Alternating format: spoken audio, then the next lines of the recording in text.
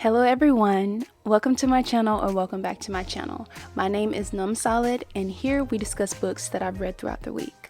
This week's book is The September House by Carissa Orlando. Let's get into it.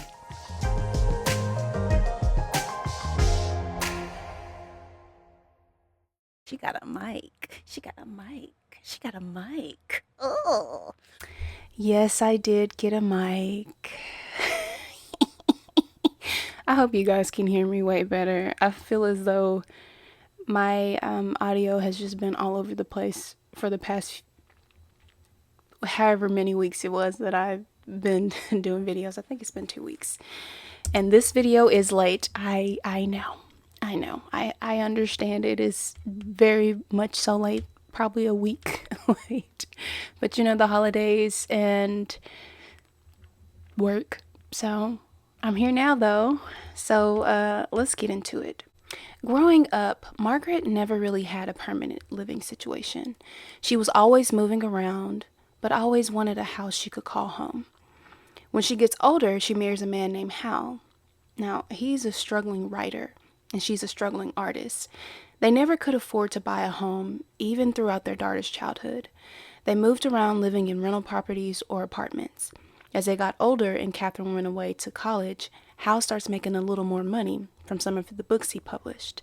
Now, it's not a gold mine, but it would be enough to start searching for their dream home. During their search, they find a beautiful Victorian home, 3 stories, with original wood and a wraparound porch. It's absolutely stunning and well below market value. They decide to take a tour of the place to make sure it's real. Not only is the price great, but their breaths are taken away from just the sight of it. They're running around from room to room, pointing out what each one will be used for. She says the sunroom will be her studio, and he claims another as his study. The realtor is struggling to keep up with them, but she must disclose some important information. She starts to mention that there have been some deaths over the years. Some seem natural, and others, well, didn't. But Margaret and Hal are so distracted, they aren't even paying attention to what she's actually saying. It's almost like they are in a trance with adoration for the house, or shall I say, from the house. They're brushing her off, saying, it's an old house, death is something to be expected, or, that was a long time ago. So as they continue their tour, the house is giving them good vibes, up until they come to the basement. I personally hate basements. I think that bad things happen in basements and in attics, so I just don't go in either one. They get to the basement and go down to check it out. It's unfinished, just dirt and support beams. Margaret gets a funny feeling down there, but she thinks it could be because the basement wasn't finished. She thought this could be a project they would eventually take on. But it's weird. The agent never came down into the basement. She stayed at the top of the stairs while the giddy couple went to inspect. That's a red flag. But they finish the house tour and immediately put in a bid. They get the house and are excited to start a new life on Hawthorne Street. They find a bunch of vintage furniture and different knickknacks to fill it with. This is their dream home, and nothing could make them leave. In May, they move in. Everything is fine until blood starts coming from the walls. It starts as a slow trickle until it progresses throughout the month to blood pooling on the bottom floors. The blood starts from the top of the house and gradually makes its way down. Now at first, Hal is thinking, this has to be a leak. There has to be a leak somewhere. But Margaret knows better. There's something more than just a leak. At first, she spends hours and hours every day cleaning up the blood. But she eventually starts to see the ghosts of dead children and a few adults. Margaret calls them the pranksters. Frederica is one of the adult ghosts. She is a maid that has been very helpful, making dinner and cleaning the house and always having tea ready. So Frederica is just seeming like she's just so sweet. It's fun to have a ghost around that's helping, right? Wrong, move real quick, move. So Hal can't really see a lot of the ghosts. He can only see Frederica and a boy named Elias. Elias is the one to look out for because he physically bites those who come into his personal space. The other pranksters, besides the adult ghost, just point at the basement door saying, "He's down there." Birds are dying from literally ramming themselves into the house. Margaret and Hal are thinking, it must be all the bird feeders. It has to be all the bird feeders. They must be miscalculating and just running into the house. So they're like, okay, let's take them down. But the birds still come in droves, smashing into the house, breaking their necks. They survive the first September and think nothing of it since the rest of the year is peaceful. Yeah, things are peaceful until the next September comes around and things get progressively worse. Frederica, during this month, she becomes frantic and chaotic, and she just starts, her behavior just is weird. She starts putting things in places they shouldn't be, like putting dirt in the cabinets or putting tea bags in the bathroom's medicine cabinet, just causing things disarray. Like at one point, she ended up taking the armoire from upstairs, like 2 floors upstairs, not 2 floors, but a floor upstairs, and brings it downstairs and puts it in the living room. Lady, how do you have this strength? I mean, you're a ghost and all, but how do these ghosts, how are they physically able to move stuff like this if they're not like demonic presence? She doesn't seem like a demonic presence, but I digress. There's moaning and screaming that start to happen at night. And when that happens, it's so hard for them to get rest. But they make it through not 1, not 2, but 3 Septembers. And Margaret is thinking, she's getting the hang of things, trying to figure things out. But whenever the 4th approaches, Hal has had enough. He doesn't want to stay in the house and begs Margaret to come with him. After all, he barely made it through the 3rd September. He barely survived it. Hal isn't a rule follower, but Margaret is wonderful at it. She learns the rules of the house quickly. Don't light fires. No bird feeders. Don't get in Elias's space. Do nothing about the blood until the month is over. Keep Bible pages on the inside of the basement door. Don't go into the basement. Keep it boarded up at all times and never leave the house. She knows how to appease to stay out of trouble.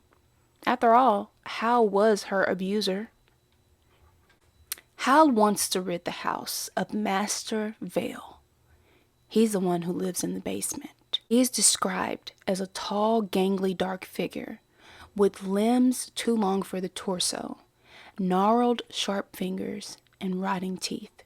He is very demonic and has chased Margaret around the house before. They at some point went around to different churches, searching for help. But Father Cyrus was the only one who believed them. He would come several times out of the year to pray over the house. He was the one who told them to put up the Bible pages inside the basement door and to board the basement. But Hal, he grew tired of this entity. After all, it is his house. Like, I understand that. I pay the bills in this house. You are taking up space rent-free, sir. You need to pay some bills, or you could just get up out of the house and let Master Vale just keep, living there. Who is Master Vale to try to kick him out? Hal didn't respect any of the ghosts. He didn't care. He didn't even want to tolerate them. But Margaret was, trying to respect them. He thought that if he had some type of leverage, some type of upper hand against Master Vale, he would be able to get him out. So he's excited when he finds this paddle that was used to punish Master Vale as a child. He's thinking, I got it. I found the golden key. They talk it over, and with some reluctance, Margaret goes along with the plan. I feel Margaret on this, because I don't want to fight something that's in the spiritual realm. I'm good on that. I'm good. They devised a plan. They would confront Masterville during the day and rid their house of him. But things don't always go to plan. First off, it doesn't matter if you do things during the day or the night when you're in the basement because it is dark in there. There is no light. I mean, there is like a light bulb that's like at the top of the stairs, but it doesn't reach all of the span of the basement. Now, mind you, this is a big house. It is 3 stories tall and with an attic. The basement level literally is the whole floor plan of the bottom floor. They didn't put up, lights inside there. I'm not going into nowhere dark to try to get any entity or whatever. He can stay there. As a matter of fact, I'm not going into the basement. It's fine. You can live there all you want to. Don't mess with me. Just live there. As long as those doors is bolted, we're good. You know what I'm saying? I'll keep replacing them because after a while they would have to keep replacing them, or because the wood would start to splinter. What type of strength do you have to splinter wood? That's just crazy. So things don't go as planned. Master Vale wasn't even fazed by the battle. He attacked them and he almost killed Hal. But Elias came to the rescue. So I think he ended up knocking the paddle out of Hal's hand, and he ended up like either biting him or clawing him with his sharp, gnarled fingers in the leg, and it like made him to where he had to, he had a leg injury. He wasn't going to make it if Elias didn't come because he still had to get to the stairs. I wouldn't have went down there. And Margaret, I don't even remember if she went back for him or not. I wouldn't have went back for you, Hal, because I told you not to do it. Okay? You don't even know me. I told you not to do it, though. Can't you hear me screaming at you through the book? Do better. So after that incident, Hal changed and started spending all his time in the study. But this 4th year, he couldn't and wouldn't take living in the house. He decided to leave and wanted Margaret to come with him. But she stood firm that this was her house and she wasn't leaving. He begged her, but she wouldn't budge. In fact, this is probably the only thing that she has ever just been like headstrong about with him. Like I said earlier, he is her abuser. He used to put his hands on her. So she used to not challenge him. She's, tried to make him happy. But she was so happy to have this house that she just couldn't see herself leaving. She always wanted a home, and this was her home. She wasn't finna let nobody, take that away from her. She was gonna follow the rules and live in this house. This was her house. So Hal is like, okay, bye, deuces. He gets in a taxi and he takes off. He's gone, and he's been gone now for weeks. This is where the story starts. He's been gone for weeks. Margaret has not been looking for him. Their daughter, Katherine, she's worried when she hasn't heard from him in a while.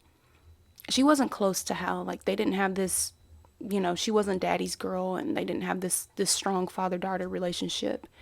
But she did try to force a relationship with him. Their chats were nothing more than, highs and goodbyes. But she's still worried when he hasn't been answering her phone calls. And when she calls Margaret, there's always an excuse as to why Hal can't come to the phone. In fact, that's mostly how she communicated with Hal. She would be on the phone discussing something with Margaret, and then, she would be like, tell Dad I said hey, and he'd just be like, hey, and that was it.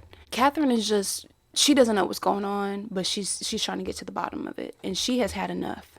So she decides to come to the house to start, pursuing looking for her father.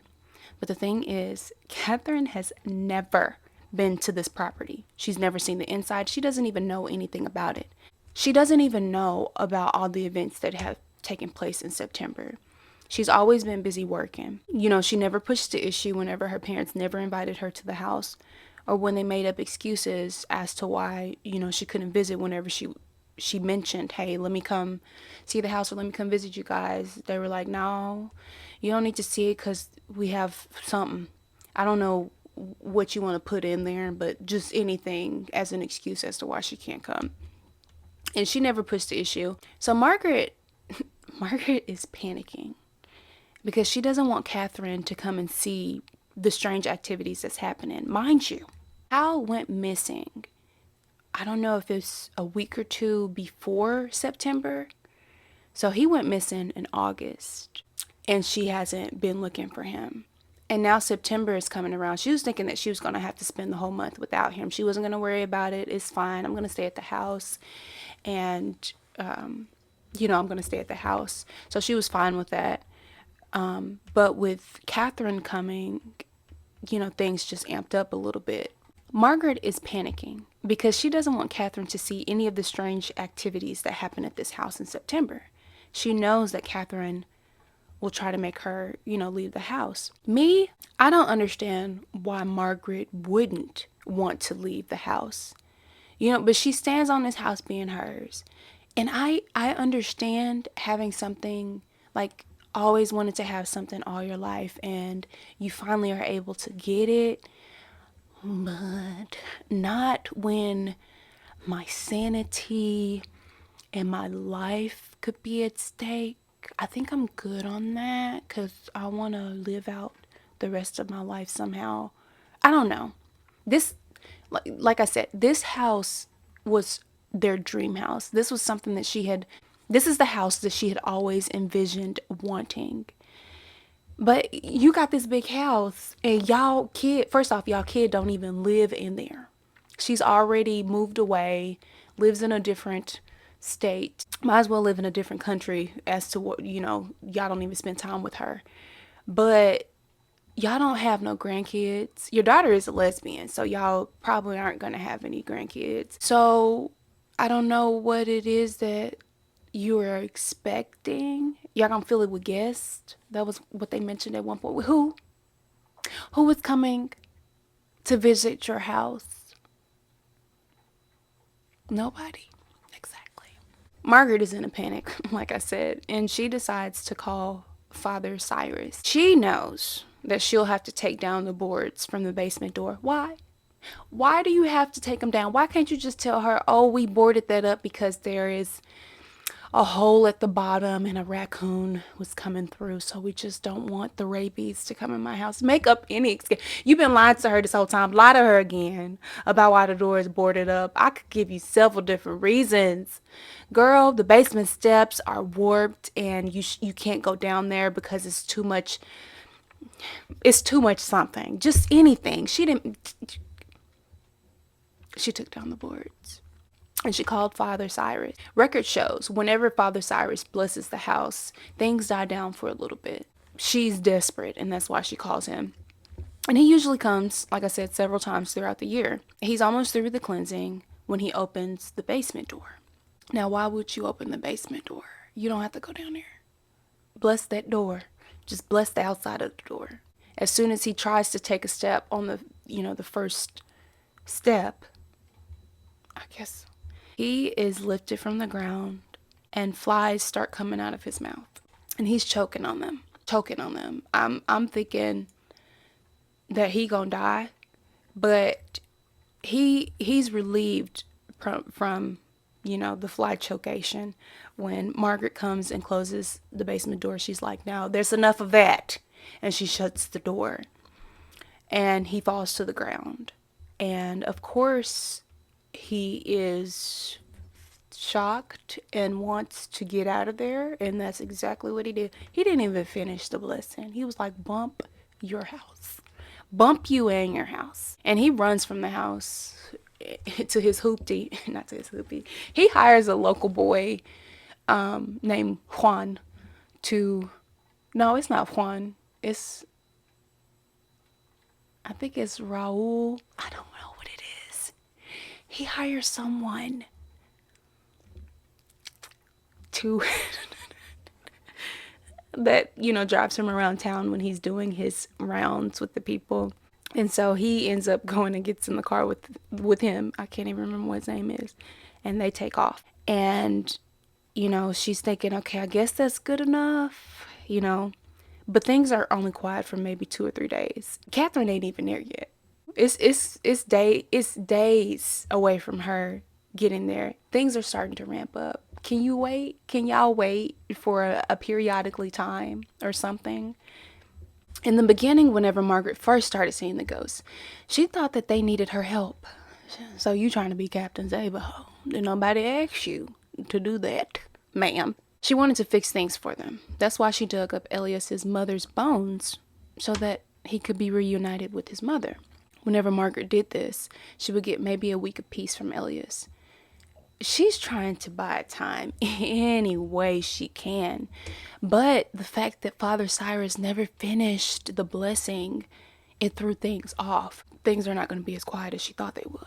So when Katherine gets there, the ghost children start showing up one by one. She can't see them, but it doesn't make things better.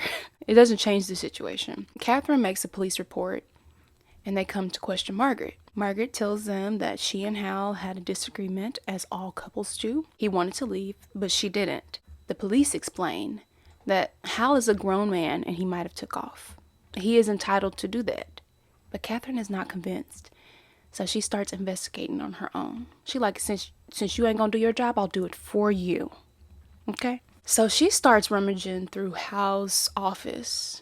And when I say rummaging, she's kind of a demolition expert. She's trying to get in drawers and like finally is able to get in this cabinet. She finds a crowbar. She starts going ham at this cabinet that's locked.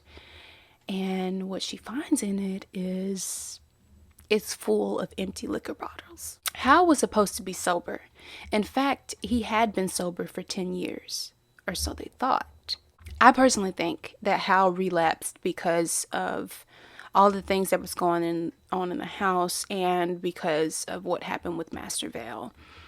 I think it just did something to his abuser pride. He was the abuser being abused, and I don't think he could take it. He couldn't take not being the dominant person, and I think that that's probably the reason why he did that. I mean, that's just my analysis of it. It could be something else.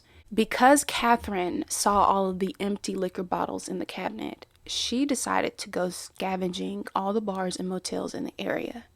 And she finds that he was at one motel, but he left without taking his things. In fact, he never checked out. And she finds that odd.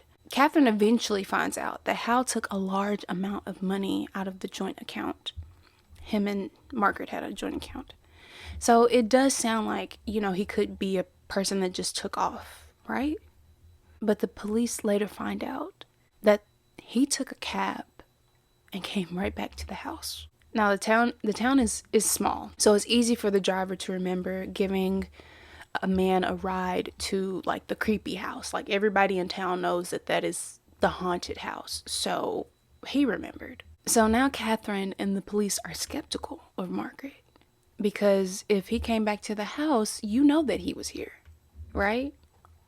Katherine thinks that maybe Margaret did something to Hal because of how he abused her. I don't know if she thought that maybe Margaret killed Hal or that maybe she beat him up or something. I don't know. But yeah, he used to get drunk and he would beat Margaret. It didn't matter if she followed the rules or not. Like he went ham. I don't know why he was like that. He just was. She also thinks that her mom is going crazy. She did this test with her to try to see if she was, I guess, psychotic or something. I don't know what the test was supposed to do. Katherine's ex-girlfriend dates a psychiatrist, and she asked her, like, what test do I need to do to see if my mom is sane? Because Katherine has been seeing, like, her mom just looks disheveled. She said that she's been finding things in weird spots. Like I said, she said that Margaret keeps calling her different names, like calling her Alias or Angelica or Frederica. And she said that she's been talking to people that are not in the room. She says that Margaret's memory has been off, and she's been acting funny when it comes to the basement. There was one point that Katherine opened the basement door and was looking down there, and Margaret was like, "Shut the door. Shut it right now. You cannot go down there." And Katherine is like, "Why can't I go down there?" Margaret is like, "Because We have black mold. So you will get sick. So just shut that door. Thank you. So Katherine is just like, yes, something going on with you, Ma. So she does a test to try to see if Margaret has it all there. But the whole time that Katherine was doing this test, those ghosts were like all around. So it's like the ghost is like in front of Margaret. So like Katherine is asking her question and Margaret is like, what did you say? While she's trying to avoid the ghost. There's this thing where like whenever she touches the ghost, or if ever they touch her, that she can see and feel how, well, like their deaths. She was over here trying to avoid touching the children while while answering her daughter's questions, but her daughter just looking at her like, what? Mama, pay attention and answer these questions. What day is it? And she's like, Tuesday. And she's like, no, it's not. It's actually Friday. What is the day's date? The 10th of September. And she's like, no, it's the 25th. So the test ended up happening that Katherine gave for her just to see if she was sane. And Margaret did not pass it. Also, Margaret, because of all the moaning and screaming that she's been hearing at night, she hasn't really been getting that much rest. And you know that when you don't get enough rest, like sleep deprivation is actually it's a tactic that I think like the military, CIA, some operatives did against the enemy, and it drives you crazy. You start to hallucinate, see things that you would normally not see. I'm like, that could be a thing. Like at a point, like that just seems like that could be what's happening. Margaret is just going through. She's just going through. So whenever the police come back to question Margaret as to where Hal is, they're very suspicious of her. They're searching the house, and they get to the basement door, and she tells them, hey, you don't go down there because there is black mold. And they're like, we'll be fine. It's fine. It's fine. I can die of black mold as long as I find whoever this man is that you're hiding. So they go down there anyway, and they find Hal's dead body. He is in the basement, crumpled like a dead spider, with a match clutched in his hand. So he was going to set the house on fire. You know it. The analogy that they gave of the dead spider, I was like, ugh, so nasty. I hate spiders so much with a passion. I could never live in Australia. Have you seen how big their animals, their bugs, they might as well be animals. Have you seen how big they're animals. Have you seen how big those animal insects are? Have you seen that? They are so huge. So if I would see a spider as big as my face, I don't want the house. I'll just take what I have. You can have it, Mr. Spider. I'm good. I'm not finna kill you. You as big as me. We are not finna be in here fighting over this space. I ain't got time. But Hal is in the basement and he's crumpled up like a sorry. Hal is in the basement and he's crumpled up like a dead spider. Why does that crack me up? Hal is in the basement and he is crumpled up like a dead spider. They can't seem to understand, like, lady, how did you do this to him? But she didn't do it to him. She didn't do it to him at all. It was Master Vale. Master Vale. He killed him because, like I said, Hal was trying to set the house on fire the night he came back. The night that he came back to the house, he came with a whole, like I think 2 big canisters of gas. She heard him come in with the canisters of gas, and she was just like, oh, he's back. He's probably going to set the house on fire. He already told her he was going to set the house on fire. And she was just like, well, I guess he's going to burn me up with the house. So she just went back to sleep. She heard him sloshing around gasoline. She heard him putting that gasoline down and going around. Why do I look like I'm shooting a gun? So he goes down into the basement and he shut the door, right? So she's thinking, I won't wake up the next morning. But she does wake up the next morning. The sun is shining in her room, and she's just like, well, maybe he left or something. Or maybe he didn't come out I don't know. I think she knew that he was dead. She just didn't want to admit it. But Master Vale, he crumpled him up. It was not playing.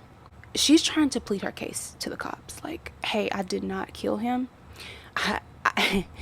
Let me tell you what's going on. The house is haunted, and like there are ghost children and like people in here. And so she tries to like give a description of it. So a while back, Margaret did the research on the house, and she found that the house was built in the 1800s. It was built in 1882 by Master Vale's family. So everyone loved his family, but he was hidden from the public. He was treated badly by his stepfather because he was born out of wedlock. There was some rumor that his mother, I guess, like he came from his mother's first marriage, but they found out that she didn't have a first marriage, that he was just, I don't know. We don't know who his father is, but his stepfather was like, I don't like you. And that paddle, he used to beat him with it. He was cruel. Eventually, all of his family died mysterious deaths that all happened in September. And when I say mysterious deaths, I mean like someone going into the forest and dying of starvation, even though the house was like, right here. It was like they went to the forest and just sat there and just died. I can't remember all of the deaths, but they were just very peculiar deaths. And these deaths happened back to back to back to back, like weeks apart, sometimes in the same week. So his two half siblings died, and his mother and his stepdad, all of them died. So the house was left to him, and he pretty much got all the assets, all of the money, all of the everything. I think they had a business or something, I can't remember. But he fires all the staff. This happens over time, but he fires all the staff and he starts killing kids. Kids start disappearing in town. So that's where all of the adolescent ghosts come from. And he mutilated these kids. I mean, mutilated them. Like, he would kill them in the basement, in a room in the basement. And I don't know what it was. I don't know if it was just him like, okay, my stepfather used to beat me and torture me, so let me do this to other kids or what. But he was an evil little something, just evil. But he eventually died. The newspaper said that he withered down to nothing, but the fridge was full of meat. And he died in the month of September also. What kind of meat is in that fridge? Is it them kids? Is it them kids? I just think that it's kid meat. Have you ever had a kid burger? Maybe he thought it was very delicious or something, but I think he was eating the kids. He died from some type of, I don't know if he died from some type of disease. They said that he died from, I think, dehydration or something. Like, he just, the description of him, he was just like I described him earlier. He still was like that in his human form. He was very tall and lanky. His limbs were very long. Like, this just makes me think of, what's that man name? Not the Shadow Man. What's that man? The man that be long. I don't know. It just makes me think of him. I'll insert something in here so you know what I'm talking about, but I just can't think of the man's name right now. But he reminds me of him. When they gave the description of him, I was just like, ugh. So we find out how he died, and we find out how the ghost children died. Now, Frederica, the maid that I was telling you about, she was killed with an axe to the head in the 1910s by her boss. His name was Jasper. Now, Jasper, he ended up burning his wife alive. That's the reason why they couldn't light fires, because his wife will go crazy. I mean, go crazy. So they was like, okay, no fires. So yeah, he killed his wife. He killed Frederica. And when he realized what he had done, I think he was like under some type of trance. He tried to set the house on fire. And guess how he ended up? The same way as Hal, crumpled up like a dead spider with a match in his hand. So we don't know fully what happened to Elias or his mother. But whatever it was, it happened in Hal's study. And it had to have been something very dramatic. He looked like a little boy, but not really. His eyes were milky white. He had razor sharp teeth. I don't know why he had razor sharp teeth, like what type of something. And she said that when he'd howl, he sounded it sounded like a jet engine, or I don't know what that is, but that's what happened. So to me, he seems like he's the strongest, second to Master Vale, like the strongest entities in the house. Because, I mean, he got bowdy with Master Vale earlier. Remember I told you the way that he ended up saving Hal from getting mutilated by Master Vale was because he came up and started biting Master Vale. Master Vale, like, cowered back. I would not live in this house. Just move out. Okay, so we also learn about another adult who died there. Her name was Edie, and she moved into the house in the 1940s. There was no records of her staying there. Like, they knew that the house was bought in the 1940s, but they couldn't figure out who it was that had it. But it was Edie.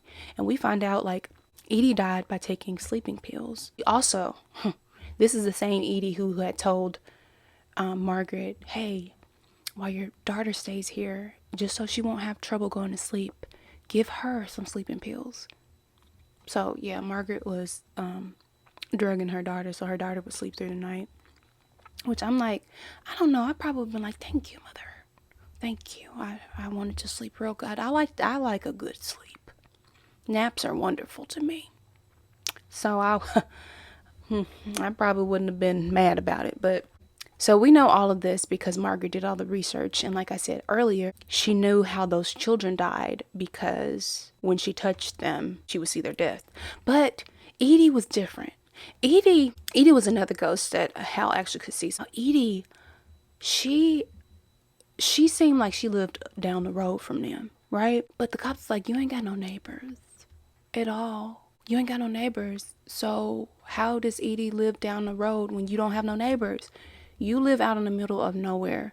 There's woods surrounding your house. There's nobody. I don't even know how wide the radius is, but there's no one around your house.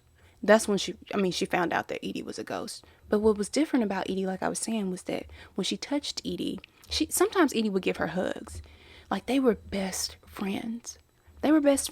She didn't see how Edie died. I don't know why it was different for Edie. And like I said, nobody got close enough to Elias, so we don't know how he or his mother died. But it has something to do with the house. And clearly, whatever happened to the mother, something so dramatic, because he loves his mother, something so dramatic had to have happened to his mom for him to turn into the siren child or whatever he was. But Margaret is trying to explain to the police and her daughter that this is a big misunderstanding. I was drugging Katherine, Katherine, I was drugging you. I'm sorry. I was drugging you so that you could get some good sleep and wouldn't have to deal with, all the stuff that was going on around the house. I did not kill Hal. I am not crazy. And these ghosts around here that I see, they are real. And Master Hale, he killed Hal. So she's just like, yeah, don't you see them? The ghosts are not revealing themselves to the cops. And I'm like, is it all in her head? Is it all in your head, Margaret? The book is convincing you that Margaret made up everything and she has some type of mental disorder. And I'm like, dang, if this is like Shutter Island, that was a good movie. All those people was made up, but it was such a good movie. I was like, yeah, I like that, if that's what it is. So she's like, maybe I made up all these people. Like, it was one police officer, her name is Joan. She's like, it's okay, Margaret. We understand that you may be a little sick and that you did that to Hal and that you didn't mean it. We learned through Katherine that he was abusive to you and, that could have made it to where you snapped and did what you did to him, but it's okay. We're going to take you to a place where they'll take care of you. You won't go to jail. You just go to a nice mental hospital. Margaret gives up and is handcuffed. And while they're making their way to the door, All hell breaks loose in the house. I told you. You remember that last rule? Do not leave the house. She was gonna leave the house. So Jones, she's already outside. She's like leading the way. Y'all come on to my car. It's like 3 or 4 other officers there. I think it's 3 other officers and the rest of them are male. So they're walking behind like they're escorting Margaret, and Katherine is coming too. As soon as Jones gets outside, the front door slams shut. Jones like, what the hell? So she starts beating on the door. She's like, y'all need to open this door. Like, what is going down? And while she's beating on the door, birds start swooping down and hitting the sides of the house. All angles, all sides, all angles. Why is this happening? I just take me to the mental hospital if I was Margaret. Just take me there right now. Bust the window and let me out of here. The officers inside of the house think Margaret is doing this. They're like, you stop it right now. I'm sorry, sir, what type of power do you think we have? To be able to slam doors, have birds flying into houses and stuff like that. Margaret is looking at him like, do you think I have anything to do with this? Margaret is looking at him like, do you think I have anything to do with this? I'm trying to get out of here just like you are. The officers are telling her, you need to knock it off and you need to open that door. Then the moaning of the house starts. Like it starts happening, and then it gradually just gets louder and louder. Then blood starts gushing down them stairs. Oh. One of the ghost children, her name is Angelica. It's irrelevant, but her name is Angelica. She comes out and she scares everybody but she comes out and she's pointing to that basement door like, y'all, ooh, it's finna go down. So once she scurries away, then all the other dead kids come out scurrying away. All of the kids came out and they're trying to find spots to hide. Now everybody can see the ghost. Oh, now you can see the ghost. Now you can see Casper. Then some screaming starts happening. And the screaming is really not screaming. It's Master Vale's stupid laugh that sounds like a scream. Just imagine if your laugh sounded like a scream. That's ugly. That's real ugly. That's real ugly. It makes me think of that Austin Powers Gold member scene where the son was laughing. Got a good evil laugh. Get along. Scotty! Like everybody was looking at him like, yeah, that's probably how he sounded. You can hear the laughter and it's coming from everywhere in the house. It gets so loud they can't even hear the birds hitting the house or the beating at the front door. They can't hear anything. And it goes on for quite some time until it all stops. It's so quiet. You can hear a pin drop. And one of the officers, he starts to say something. He's like, hey, you need to stop this and you need to open up that door. But while he's still talking, his limbs start snapping. All you can hear is the snapping of his bones. One by one, each bone is snapped until he looks like a crumpled up spider. He dies. And then one by one, each other officer in there dies the exact same way. They're literally folded the same way Hal and Jasper were. Like an origami dead spider. Ugh. And Margaret is standing in front of Katherine like she can guard her. You can't. But she's standing in front of her. There's blood everywhere. And the only sounds are the choking from the officers drowning on their own blood. Margaret and Katherine are frozen with fear. Silence ensues as the officers take their last breaths. That's when the front door crashes open. Boom! Sorry, that probably was loud. The female officer, Jones, stumbles in with her gun drawn. She's like, what's going on in here? You know, she's taken aback by the sight of things. So Margaret is about to try to explain things when she sees Jones's eyes widen. Like, she's looking at something just behind Margaret and Katherine. I hate this. Master Val is standing right behind Katherine. He is wearing dirty, ratty clothes dangling from his twig-like limbs. He has lesions all over his body and is towering over them. Oh, he cracks his lips. They cracked, if you was wondering. He ain't had no chapstick in the afterlife. He pulls his lips apart into a smile, revealing rotting teeth. He was so happy. He rests his needle-like fingers on Katherine's shoulder. I'm getting scared just telling this. Just imagine. Oh, I hate it. Now I done got hot. In an instant, he closes his arms around her like a bear trap. He drags her to the basement and slams the door behind them. Joan's body is then ripped from the ground up to the ceiling. And, she's trying to get down, but then flies start coming out of her mouth, so she up there choking. And Margaret is like, I ain't got time to save you. I don't know how to save you right now, but I gotta go get my daughter, because I don't play about my daughter. She do not play about her daughter. She will put herself in harm's way just so Katherine will be fine. Like, we see this another time in the book when Hal tries to beat Katherine. Katherine ended up coming home from school. Some guy ended up dropping her off. And the dad was like, you a hoe, you a slut, you a hoe, you out here hoeing around this town. And so he, of course, was drunk and he was about to beat her. Margaret runs in and she puts herself in his way. Like, no, we are not, like, she tackles him. She's like, no, we are not doing this. She made sure that Katherine left, and Margaret got beat down. But in order to, like, protect Katherine, she came into the way. So Margaret storms down the basement steps and tackles Master Vale. She be tackling people, don't she?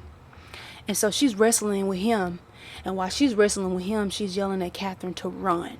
Katherine runs away.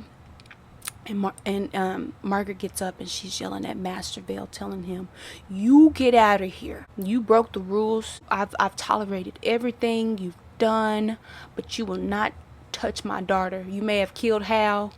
I don't give a about that man, but you will not touch my daughter. And he ain't fazed by what she's saying. He backs her up into a corner and he picks her up and starts choking her. But then Katherine comes out of nowhere and hits him in the head. She found that paddle. That paddle. Remember that paddle? So, side note.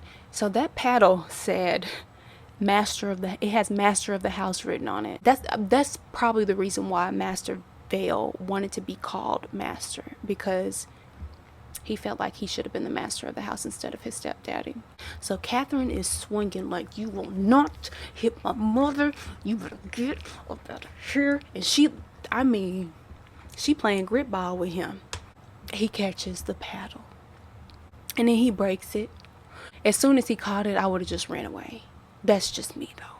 I would have just ran. You know what? Why in movies do people stop and stare at everything? I don't need to know all of the business. I'll learn it later. Like, shoot first, ask questions later. So I just feel like that applies to this. Run first, ask questions later. I don't care what you're doing behind me, as long as you don't catch me. If I need to trip somebody just so you can catch them before you catch me, don't run next to me. So we're thinking that all hope is lost and that Katherine and Margaret are finna get it. They finna get dead. He backs the woman into the corner and he is running towards them, like with his arms outstretched, like, or mummy. Then he gets knocked out of the way. And I'm like, who knocked him out of the way? Did the officer stop choking on flies and she came downstairs to help? Because if I was the officer and I got away, I'm getting away. I ain't going down there to help them people. I don't know nothing about them. I'm sorry, but if I was in a situation where we had to run away and I had to come back for you, if you're not beside me when I leave, then where are you? Because I don't know if I'm going to come back for you. That sounds so bad, don't it? But I don't want to get dead too. You got to have a survivor to tell the story, Or is that just wrong? If you my baby, though, I will come back and get you. I would. I'm not going to let nothing happen to my babies. So anyways, he gets knocked out of the way. And we're looking around and like, who knocked him out of the way?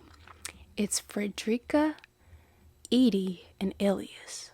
And they are ready to rip him a new one. Frederica and Edie are telling him, you will not mess with my friend. Elias is like, you shark bait right now. And I'm finna get you. So he starts tearing into him with his razor sharp teeth. And Master Vale, he's scared. he is scared. I'm like, why, Elias? Hold on. If you knew this whole time you could rip him a new one, why you didn't do that a long time ago? Why you did it? Why? We could have had this house been rid of this man, but whatever. They're coming after him. Frederick, Edie, Katherine, and Margaret are following after Elias and Master Vale, and they're telling him, you get out of this house, you're not welcome here anymore, you need to go on somewhere else, while Elias is like chomp, chomp, chomp, like he's just chomping in him, like ripping limbs from him. I'm like, dang. So not only does Elias help, I told you he was one of the ghost children, all of them ghost children come out. I'm like, yes. They come out and they like, it is get back time, Master Vale. And they're just ripping him apart. And he starts, he's trying to back out of the basement, but they like, we gonna rip you apart while you backing out of the basement. And I think like they tore one of his arms off, tore one of his legs off. I don't know. Maybe he was lopsided. I can't remember exactly what ended up happening. Just know that he got what he's supposed to get. Officer Jones eventually is dislodged from the ceiling. And after she coughs up some, flies, she, joins in with them saying, hey, get out of this house. Get out of here. That was a fly. Get out of here. And they push him all the way out on the front lawn. Frederica just, comes out of nowhere with an axe. I'm like, where you get that from? But she gives that to Margaret, and Margaret is like, bye-bye, Master Vale, and like, satisfying crunch to the skull. And then all of the pranksters, the ghost children, the ghost adults, all of them are free. They no longer have to stay in the house, and they don't look like what they've been through. They have been walking around the whole time looking like how they looked when they died, but now they just look like regular children, regular adults, as they would have been. Kids are running around free on the property. They're playing. It warmed my heart to hear that them kids was able to be kids and just play. Jones, the female officer, she is distraught, and she's like, I don't know how to call this into the police station. Like, what do I tell them happened? I don't know what to do. So she's just sitting in her car, like just dazed, trying to figure out, I guess, what to do next. And the house looks a hot mess. There's blood everywhere, dead bodies galore, and a whole mess of flies. It's been flies in there since Father Cyrus got choked up. Frederica is looking at the house, and she finally says to Margaret, can I have a day off? You see, she's been constantly doing things around the house, like every single day since she's died. It was like she's almost like stuck in a time loop. Like she was a maid, so she handled all of the maid things that she did around the house. She's like, can I please have a day off? And Margaret is like, yeah, you can have a day off, And Frederica, she turns around and she's looking at the house, and she's just like, yeah, I'm gonna take my day off after I make you some tea. And you're like, that's so sweet. So she makes her tea, and Margaret and Katherine just go and sit on the front porch. And I guess Margaret is like, this is my house for sure. Now we're gonna clean it up, and this is gonna be my house. And that's how the book ends. Now I have a few questions. First off, it's not even a few questions. Let me stop lying. Margaret, I have a few things to say. Why won't you just sell it now that it's ghost free? I wouldn't want to live in a house that even has nice ghosts. She just, I don't know. It's giving poor. I mean, I know she was poor. That was terrible. I know. I said it. I take it back. I know she was poor. I know she was poor growing up. But I just, it's like that have y'all seen that visual of like a person holding onto a rope? They're like, it's hurting me to hold on to you, because the rope, of course, is like digging into the skin the more that you hold on, but the rope is pulling away. It's like giving that. You should just let it go. But I guess now that it's free of master veil, you can just do whatever you want. I would have moved out. I would have moved out. I would have moved out. And I think Katherine just knows. Yeah, I mean, my mom may not have it. She still don't have it all there. I can tell she doesn't. But I'm not gonna force her to leave.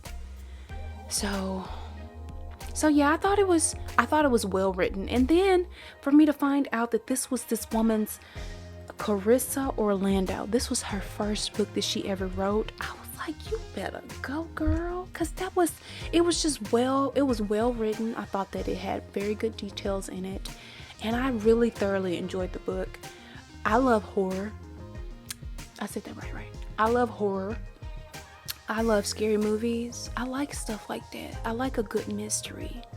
You know, it's just wonderful. You know what I'm saying? You can have all of the rom-com-y things and like the romance or, you know, different things or whatever, but I like to have all of those things mixed up into a novel. I feel like it makes it more interesting than just, I don't know, having a rom-com or something like that. Even though I'm trying to get into it. So remember I had told y'all that I was going to read a rom-com book next.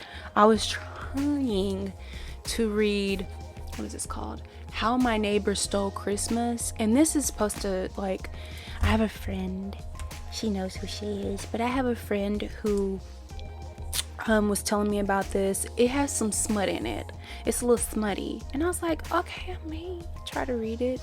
I'm not gonna promise you guys that I'm gonna get through this on this next go round, because I have another book. What is it called? It's called His and Hers by Alice Finney. Now she has written a book called Rock, Paper, Scissors. Chef's Kiss. Wonderful book. But I'm like, I may end up doing that next instead of doing this one. But I don't know. We shall see. But I hope you guys enjoyed the video. Like I said, I don't know what would be the next read for next time. I'm not gonna promise you that I'm gonna do the rom-com, but I shall see. We shall see, I guess. But anyways, thank you so much for joining me in this, I guess, story time with me. I hope you guys have a good winter break, because it's snowing outside. We got some snow. So, you know, stay warm out there, and I will see you guys in the next one. Peace out.